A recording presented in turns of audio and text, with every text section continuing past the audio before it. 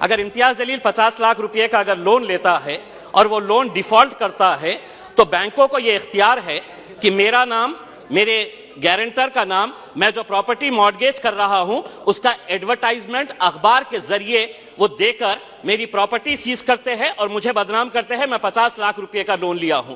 लेकिन अगर कोई किसी ने 5,000 करोड़ रुपए का लोन लिया है, किसी ने 50,000 करोड़ रुपए का लोन लिया है, जिसको आप बड़ी आसानी के साथ हर रोज माफ करते जा रहे हैं, पिछले 4 सालों के अंदर आपने कितना पैसा राइट ऑफ किया है? और ये मैं नहीं बता रहा हूं अध्यक्ष महोदय, ये जवाब कल फाइनेंस मिनिस्टर ने क्वेश्चन आवर के अंदर बताया है।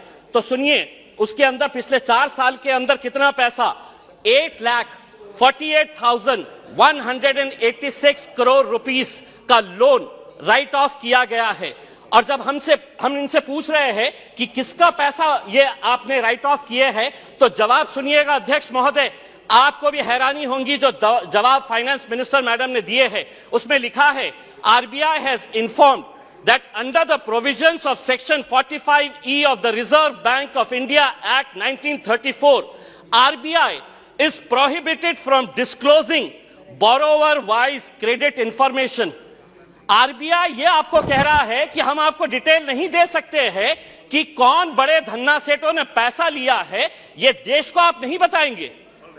आखिर ये पैसा 8,48,186 करोड़ रुपीस आपने राइट ऑफ किए हैं। इसका जवाब आप दीजिएगा कि मेरे लिए कानून अलग कैसा हो सकता है, और जिन्होंने धन्ना सेठों ने पैसा लेकर कोई लंदन भाग गया है, कोई सिंगापुर भाग गया है, उनका नाम भी RBI नहीं बताएगी हमारे को।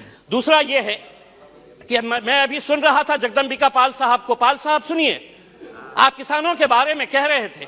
मैं जिस क्षेत्र से आता हूं, देश का एक छोटा सा एक शहर है, उस क्षेत्र के अंदर, महाराष्ट्र के अंदर मराठवाड़ा एक छोटा सा क्षेत्र है, उस क्षेत्र के अंदर जनवरी से लेकर नवंबर 2022 तक महज 11 महीनों के अंदर 940 किसानों ने आत्महत्या की है। मैं देश की बात नहीं कर रहा हूं, मैं सिर्फ मराठवाड़ा एक जो देश का एक छोटा सा हिस्सा है, कहीं ना कहीं आपकी कुछ नीतियां गलत हो रही है अध्यक्ष महोदय, कहीं ना कहीं आपकी नीतियां गलत हो रही है। वरना इन किसानों की मौत को आपने सिर्फ एक आंकड़ा बनाकर रख दिए है। 940 किसान अगर सिर्फ एक क्षेत्र से मर रहे हैं और ये कहते हैं कि नहीं हमने किसानों के लिए इतना किया है, तो क्या वजह है कि आज किसान अपनी जान दे रहा है? आप ये कहते हैं कि प्रधानमंत्री उज्ज्वला गैस स्कीम के अंडर में आपने 10 करोड़ लोगों को दे दिए हैं। आप ये आंकड़ा बताइए, कितने ऐसे गरीब लोग जो पहले हम भी मानते हैं, हम भी खुश हुए थे, हमने भी स्वागत किए थे कि ये लोग जब अलग अलग तरीके से गैस की जगह पहले लकड़ी के ऊपर, कोयले के ऊपर है तो अपना खाना बनाते थे, आपने गैस दिए, लेकिन कितने लोग अब दोबारा रिफिल करने के लिए जाते हैं? क्या यह सच्चाई नहीं है कि पिछले 7 सालों के अंदर, 7 साल पहले गैस के सिलेंडर का रेट 450 रुपये था, आज आपने उसको 1,080 रुपये किए हैं, और ये उम्मीद कर रहे हैं कि आप जितना पैसा एडवर्टाइजमेंट के ऊपर लगा रहे हैं कि प्रधानमंत्री उज्ज्वला योजना के ऊपर, वही पैसा अगर आप दे देंगे तो शायद इन गरीबों को फायदा होगा। अनएम्प्लॉयमेंट, आज बेरोजगार, ये आंकड़ा मैं नहीं बता रहा हूं, कोई मनगढ़ंत आंकड़े नहीं बता रहा हूं, centre for monitoring Indian economy इनके आंकड़े आए हैं।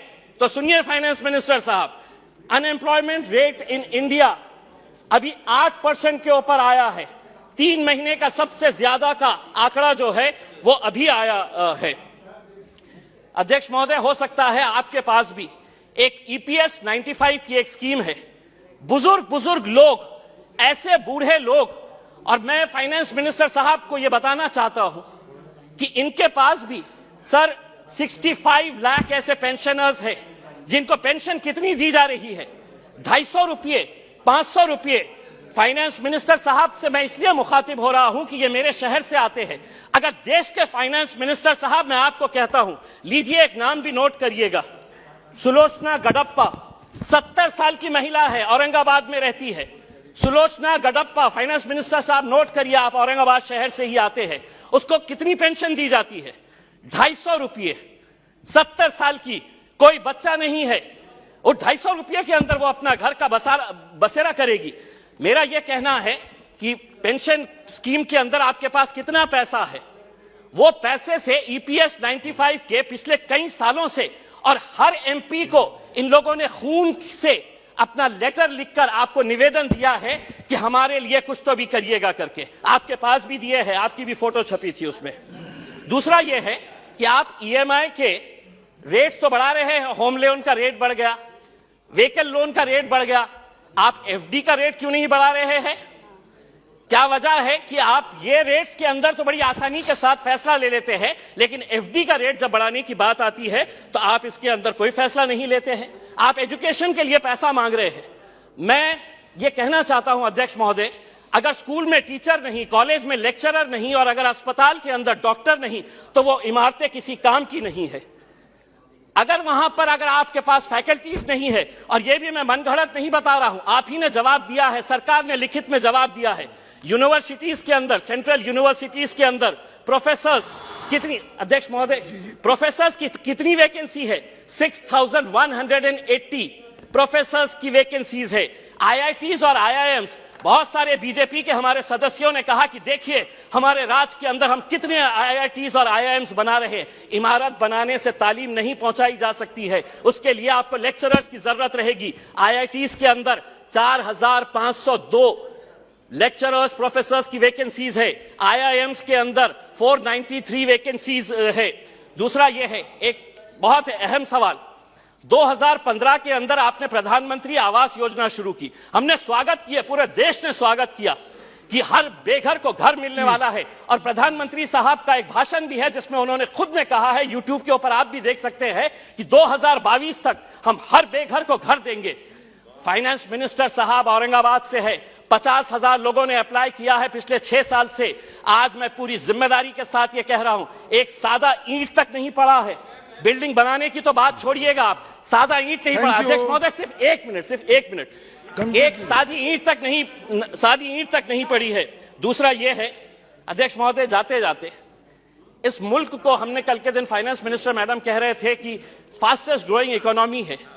हम आपसे ये पूछना चाहते हैं, अगर आप एक इतने बड़े माइनॉरिटी के तबके को अगर आप पीछे रखेंगे और आप ये उम्मीद करेंगे कि देश चलेगा आगे, हम क्या कहना चाह रहे हैं? आप हमारी प्री मैट्रिक स्कॉलरशिप बंद कर दे रहे हैं, आप हमारी मौलाना आजाद रिसर्च फेलोशिप आप बंद कर दे रहे हैं। आप ये सोच रहे हैं कि अगर माइनॉरिटीज को हम पीछे रखेंगे तो देश आगे बढ़ेगा। देश को हम भी आगे बढ़ाना चाहते हैं। हम चाहते हैं कि आप सभी का साथ और सभी के विकास के बारे में